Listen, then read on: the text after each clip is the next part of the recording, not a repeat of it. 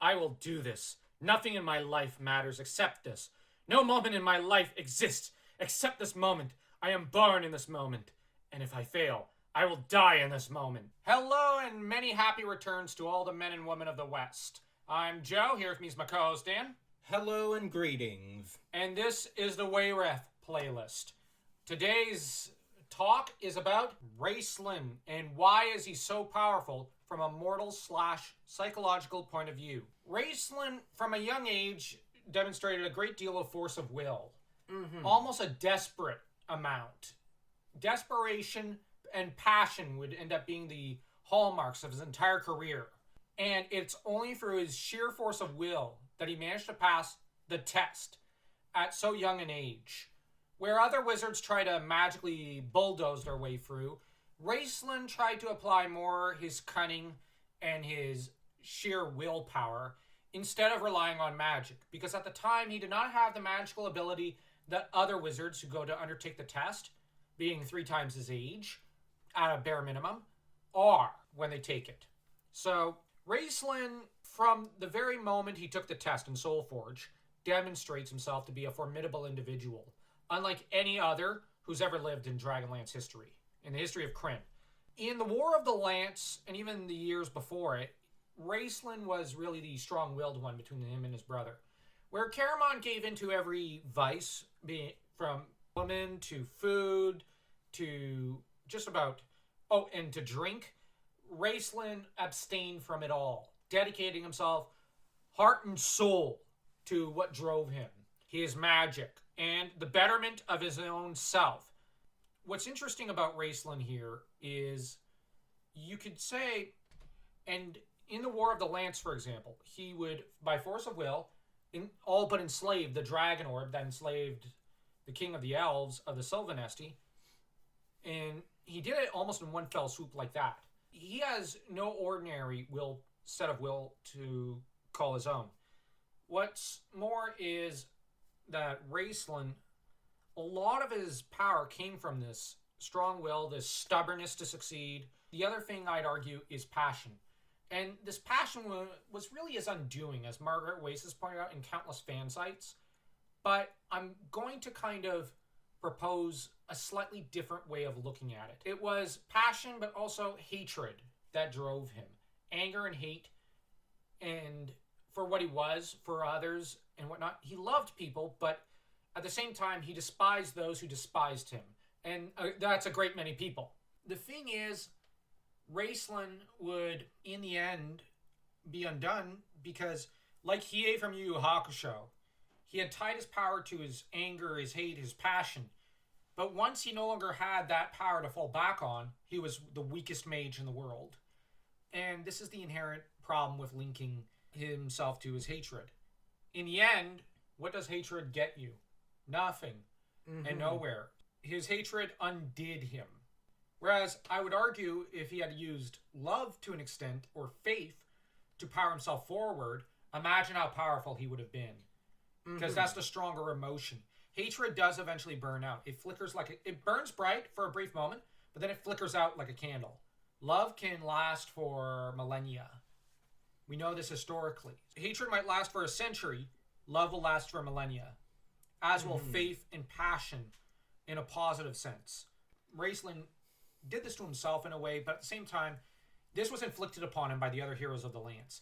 As countless times they threatened him, tried to kill him, like in the case of the dragon in Dragons of Autumn Twilight, they sicked him on it without any plan and with the hopes that he would perish. And Raistlin was the most ill-equipped to fight it, considering it was resistant to his magic and he was not yet powerful enough to destroy it. In my opinion, part of this started in early childhood. The pursuit of knowledge. He was a very sickly child, and he couldn't go play with Caramon. On the other hand, while he was sick and in bed, all he could look forward to would be his books, his passion for learning, because it kept his mind sane in a way. And then you have the matter of Raistlin's fascination with wonder and magic, which did draw the hatred of Illis Brightblade, the mother of Stern Brightblade, a woman who encouraged her son's hatred for Raistlin and encouraged him to bully Raistlin. And Sturm did bully Raistlin in childhood. This encouragement of Sturm's vices was also encouraged by Flint eventually. And that was in adolescence. So you had Flint and Illis who were really against Raistlin. And Illis only learned to appreciate Raistlin once she was on her deathbed and Raistlin, was the only one willing to help her. That said, there is something interesting. She apparently saw a vision, possibly of some divine being, speaking to her, and I think that reinforces my theory about the metaphysics of Raistlin. That said, the most impressive part of Raistlin is not, as our previous theory said, the metaphysics, and we didn't even say that was the most special element of his character. It's his willpower, his passion. And with the bullying that went on, where Raistlin, the books and the magic was a form of escapism and was the main true thing that didn't judge him, that didn't mistreat him. So he delved into that with a lot more vigor and passion. A lot of geniuses, that's how they start. That's how they start. They have no escape from their weak flesh, except into books and magic, so to speak, or science in some cases in the modern real world. But what's interesting with Raistlin is he had adults telling their kids, go after him. Which, how is Raistlin supposed to fight that? Raistlin vowed to surpass all of them. Now, Otik, Raistlin sneers at as a child, but Otik didn't particularly mistreat him. That said, it's a surprise that Sturm became as willing to tolerate Raistlin as he did in Dragons of Winter Night, given that he was encouraged to hate and trained to hate Raistlin as a child. And I would qualify this as a form of child abuse that Illis Brightblade inflicted on her son.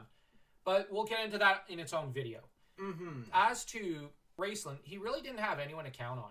I can't even say he counted on Caramon, because Caramon kept pushing him in front of these other kids and forcing him to play with them.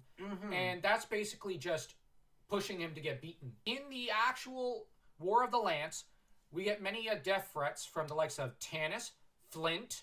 They all would rather he die. Caramon continues hoping to expose Raistlin to them.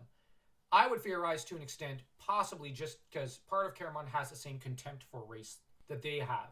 And yeah, to an extent, it's merited given what happened in the test. It is. But that's also on Parsalia. I think that what's interesting about Raistlin is, in the end, he chose peace and love over it all, when he was never rewarded for such things in the past. He was given nothing but hatred whenever he loved others.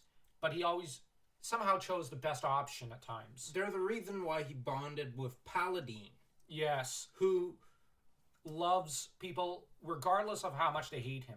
And he's probably the most forgiving fantasy god of all times. All Raistlin needed was a friend. Yes, and he was denied that all his life.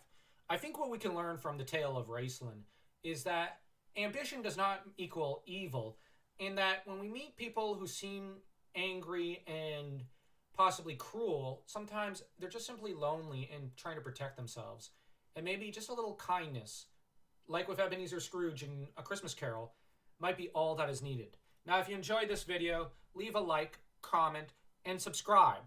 And stay tuned for our next Dragonlance video, which will be about the Staff of Magius.